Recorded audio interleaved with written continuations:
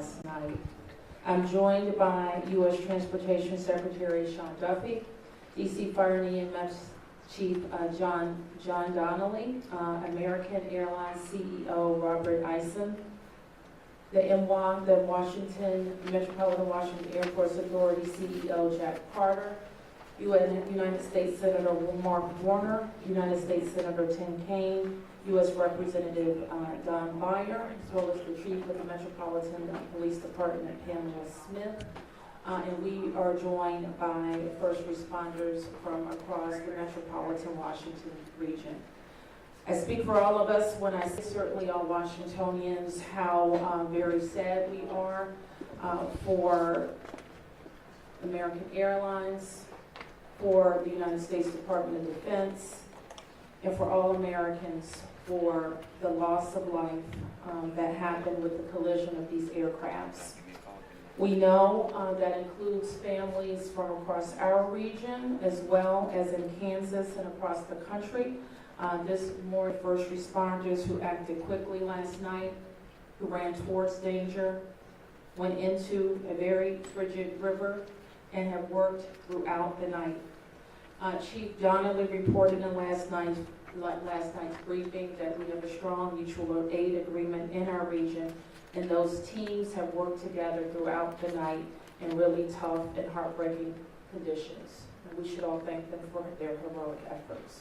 So we'll have several updates today. I'm first going to turn to the Secretary of Transportation, Sean Duffy, and then you will hear directly from Chief John Donnelly with the situation update. Thank you, Mayor. Again, Sean Duffy here, Secretary of Transportation. We wish we were gathering for different purposes today.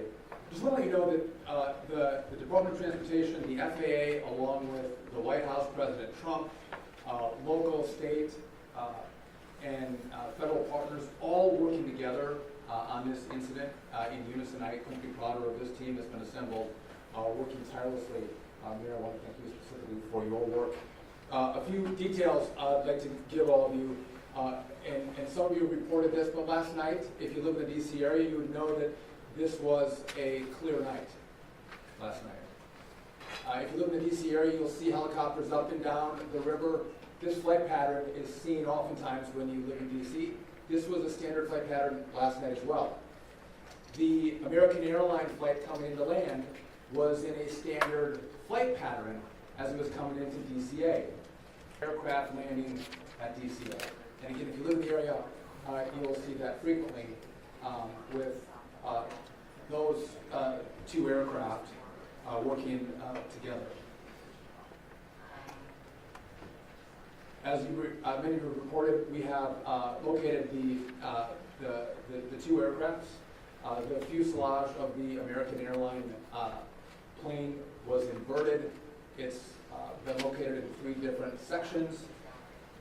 It's in about waist-deep water, so that recovery is going to go on today. As that recovery takes place of the fuselage of the aircraft, NTSB is going to start to analyze that aircraft as far as possible for the American people. I would just say that safety is our expectation. Everyone who flies in American skies expects that we fly safely, that when you depart an airport, you get to your destination. That did happen last night. And I know that President Trump is until we have answers for the families and for the flying public. You should be assured that when you fly, you're safe. Thank you.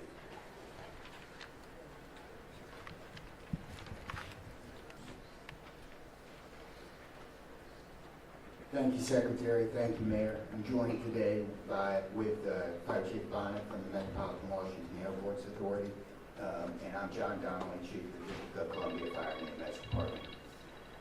Last night at 8:48, the control tower sounded an alert, which alerts responders to respond to a report of an aircraft crash on or near the airport. That sets off an immediate response from the Airport Authority Fire Department, from the District of Columbia and Metropolitan Harbor Patrol fire boats and other fire boats on the river in order to support that type of operation. quickly this call escalated. It became, the responders realized that they had a plane crash and immediately escalated to a response that ultimately included about 300 people. Conditions, they found heavy wind, they found ice on the water, and they're operated all night in those conditions. I'd like to take a moment to acknowledge the agencies that responded in addition to the Fire and EMS and Metropolitan Washington Airports Authority, Montgomery County Fire Department, the Prince George's County Fire Department, the Alexandria Fire Department, the Arlington County Fire Department, the Fairfax Fire Department, the Prince William Fire Department, the Baltimore City Police Department, the Maryland State Police, the Maryland Natural Resources Police, the Department of Defense, the Joint Base in Bowling Fire Department, and the staff there, the U.S. Army, the U.S. Coast Guard, the United States Park Police, the Metropolitan Police Department, the FBI, and the NTSB. Despite all those efforts, we are now at a point where we are switching from a rescue operation to a recovery operation. At this point, we don't believe there are any survivors from this accident, and we have recovered 27 people from the plane and 1 from the helicopter.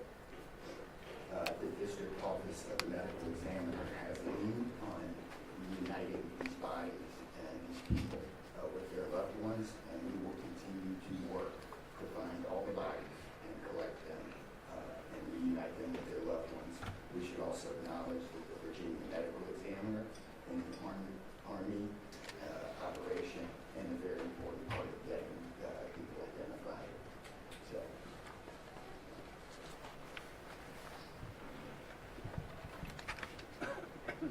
Our hearts are certainly with all of the crew in American Airlines and Good morning. I'm Robert Eisen, the CEO of American Airlines.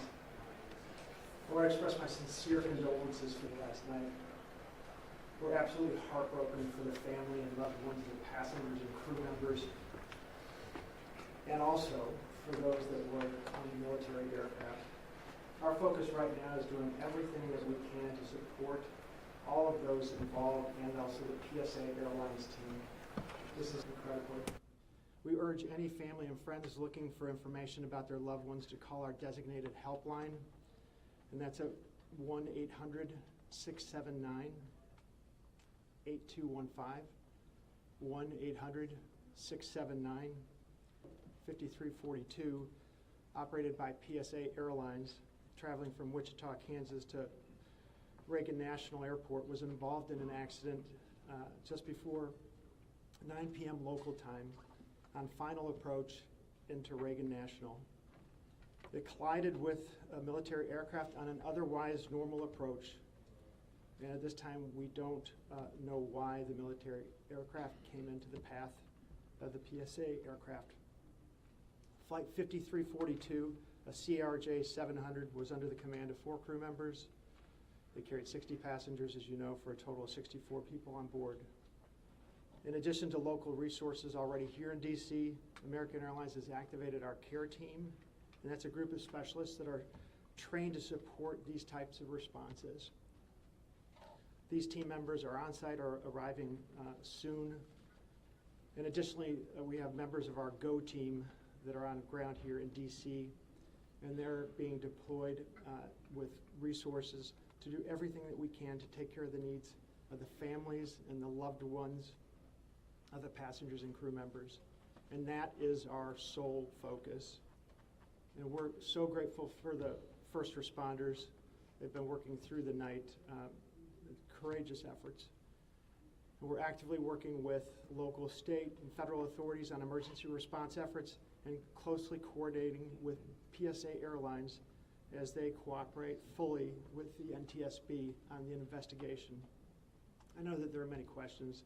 At this early stage, I just won't be able to answer many, but we'll provide additional information as it comes. Thank you.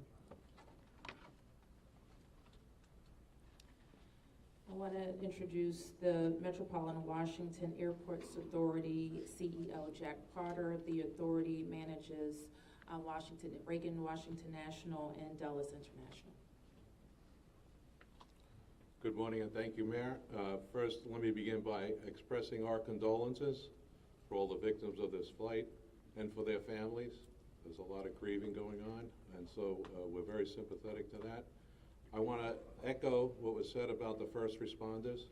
When there's a problem in this area, everybody drops everything and they rush to wherever the problem is. So I want to thank the chief, the entire team from Washington, D.C., but just as important, the list of folks that the chief described. Federal authorities have been here en masse, and so a lot of effort was brought to bear. Unfortunately, I just want to, last night I expressed the fact that we hope to open at 11 o'clock today, and that is still the case. We're going to open the airport at 11 o'clock.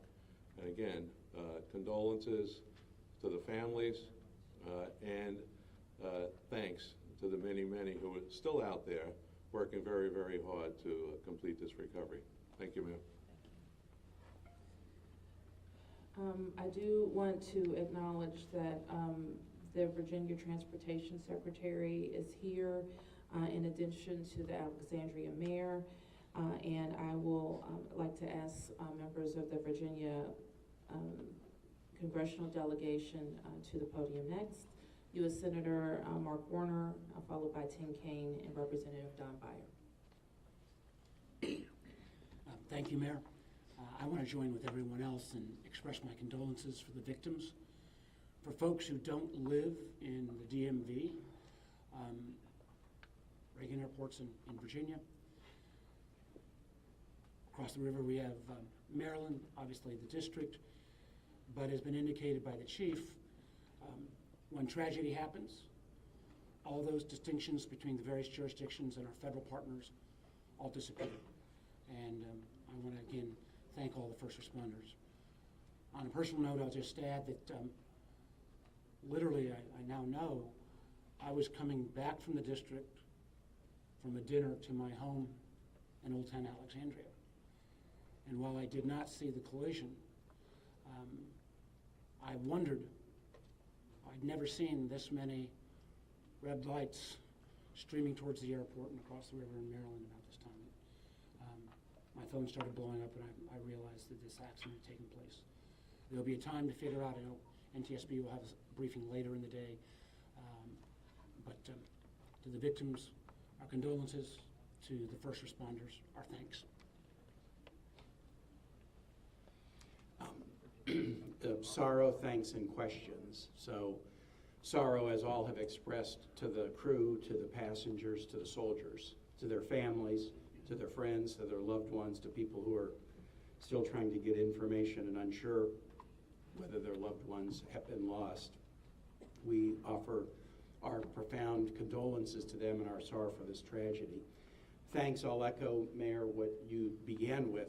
When you see a challenge like this and you see people from so many different agencies, local, state, federal, with different uniforms, different badges, but working in such a coordinated sense of appreciation and pride in people's willingness to come to the danger and work together. And I started to see that as a local official 30 years ago in Richmond, and definitely have seen it here.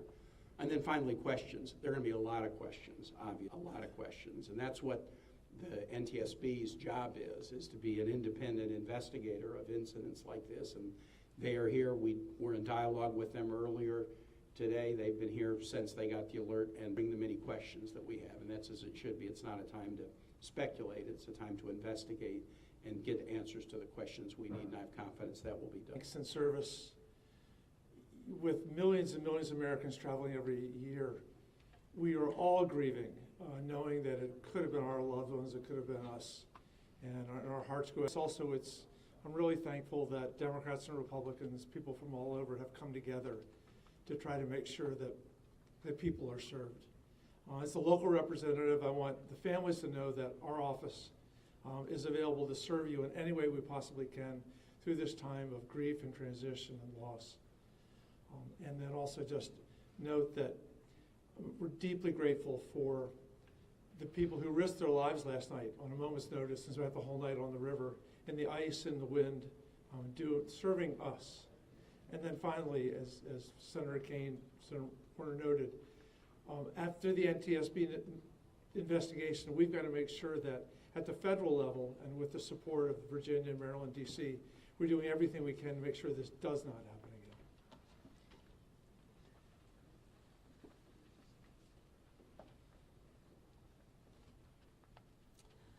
So with that, it's been said already that the National Transportation Safety Board becomes the lead agency in the investigation. Our jurisdiction in DC, where the crash occurred over the river, concludes as we, in the leadership role of the Unified Command, as we shift to a recovery effort. We expect the National Transportation Safety Board to provide briefings to the press later in the day. So at this point, we can take a few questions. Yes? Can you say without a shadow of a doubt that people are safe to fly? What we can talk about today is what happened here with the collision of these vehicles. We've said what we know, and that the National Transportation Safety Board continues to investigate. I don't know that any of us have been briefed on anything that would suggest any other aircraft are implicated. Yes? You're still missing 30 plus people in the water. What are some of the challenges in recovering them right now? Chief? So the rescue operation, or the recovery operation goes on. It's a lot of touch and feel in the different parts of the plane or in the helicopter. And the crash area is a little spread out, so we've got some work to do. And I think it's a pretty normal type of situation. I don't think it's extraordinary. How spread out is this debris field? So the wind started blowing last night, so we've had debris travel from the airport down as far as the Wilson Bridge. Mile-wise, how far is that? I couldn't tell you. Okay. Less than a mile. This is a question for CEO Carter. You're going to open the airport at 11 o'clock this morning. How are you going to do that? And what impact is that going to have on operations, on passengers, on people's anxiety? How are we going to do this? Well, we're going to open the airport at 11 o'clock. It's safe. We've worked with all the federal agencies, FAA, and you know, it's been determined that we can open that airport safely. The recovery effort that's on our property is on the waterfront. Our primary runway, 119, will be open. It's away from any activity. We're going to have a secure area around that. So we'll announce or communicate to their passengers what their operations are going to be. Obviously, their networks were disrupted overnight, and so we might have a slow recovery, but the bottom line is we will begin to have aircraft move in and out of this airport at 11 o'clock. Okay, so 1, 2, 3. Has the flight recorder been recovered, the black box at all? I don't think we can say anything about what's in TSB's purview. You mentioned the airport opens 3 hours from now. There's a lot of helicopter traffic from the military, U.S. Park Police, and all that. Will helicopters be flying right through here as well, beyond the recovery efforts? I don't know the answer to that. Jack, do you have anything to add? We don't have anything to add about that.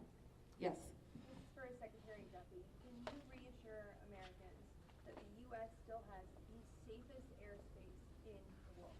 So the question is, can I guarantee the American flying public that the United States has the most safe and secure airspace in the world? And the answer to that is absolutely, yes, we do.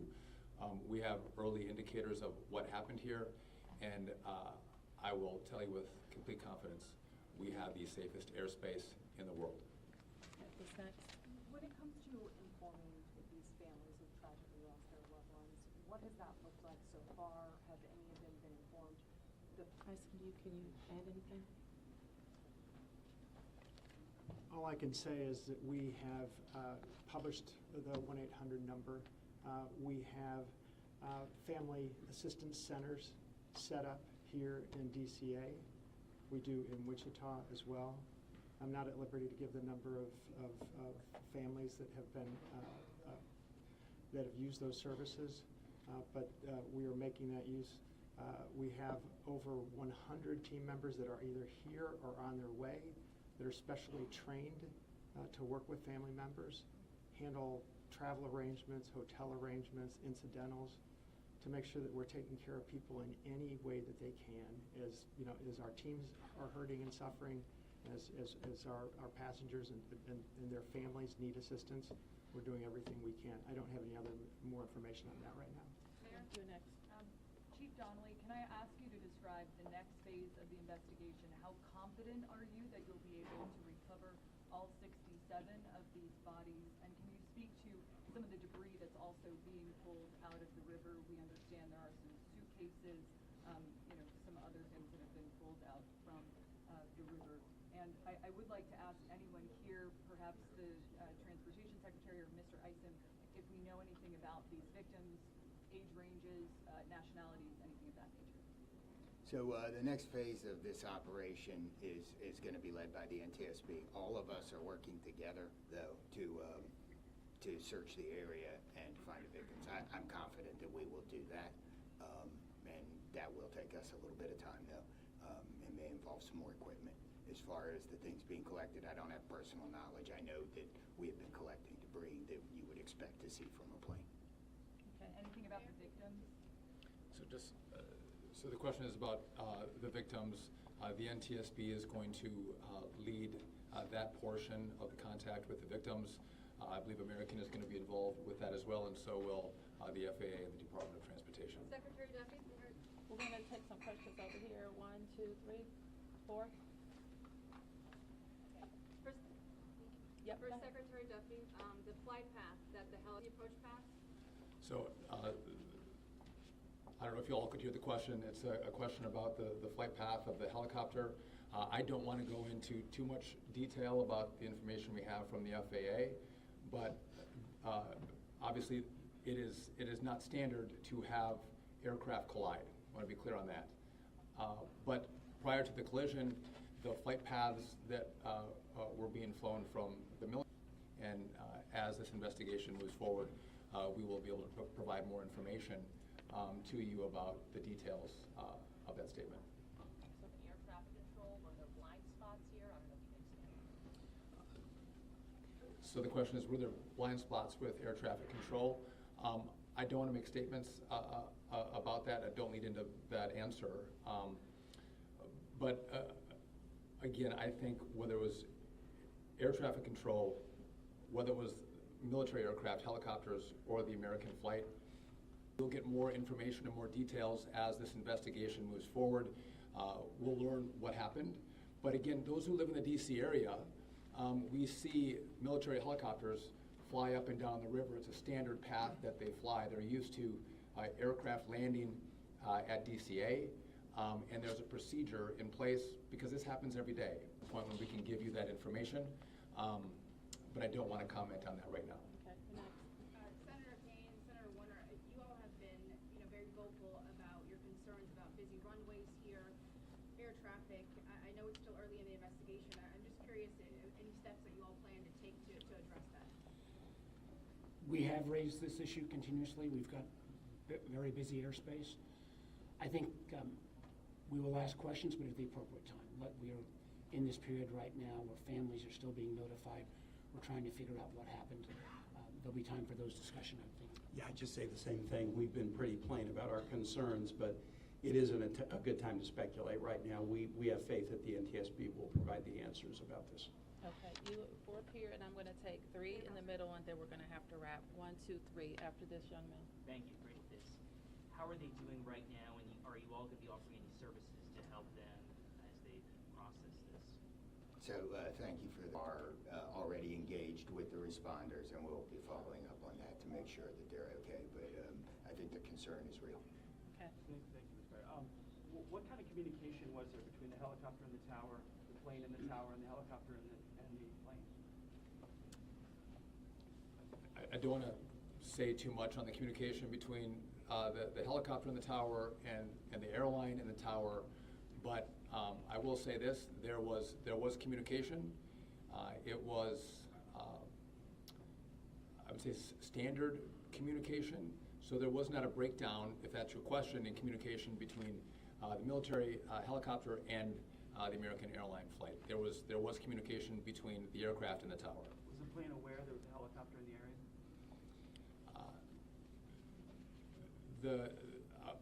I would say the helicopter was aware that there was a plane in the area. You mentioned that, so the president, you said yesterday that since then, have you spoken? Also a question about the National Security Advisor, Mike Waltz, he's saying that there was 30 bodies that have been recovered, that he just said that at the White House. Curious, I know you're in this presser right now, so that's hard for you to update, but I do have the question on POTUS in the briefing room. I can do the body question. So in terms of body recovery, as we recover bodies, we have a process, and we're not counting any bodies until they're in the possession of the medical director. So there may be some other people would report, but our numbers from the medical examiner. So just in regard to the president in the briefing room, I've been with this team for the last hour plus as we've worked through the details of the information we wanted to give you. But it is my understanding that either this morning he was going to be in the Situation Room, or the Situation Room is obviously briefing the president.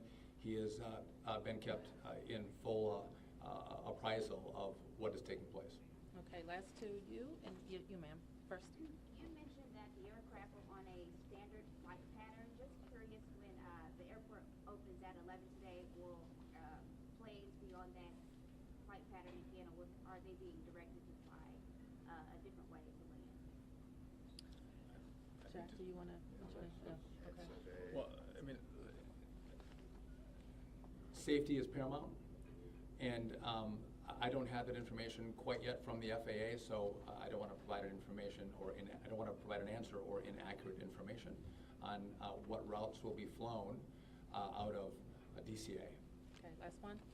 Two questions really quickly. What do you know about the experience and history of the pilots of both the American Airlines plane and the Army Black Hawk helicopter?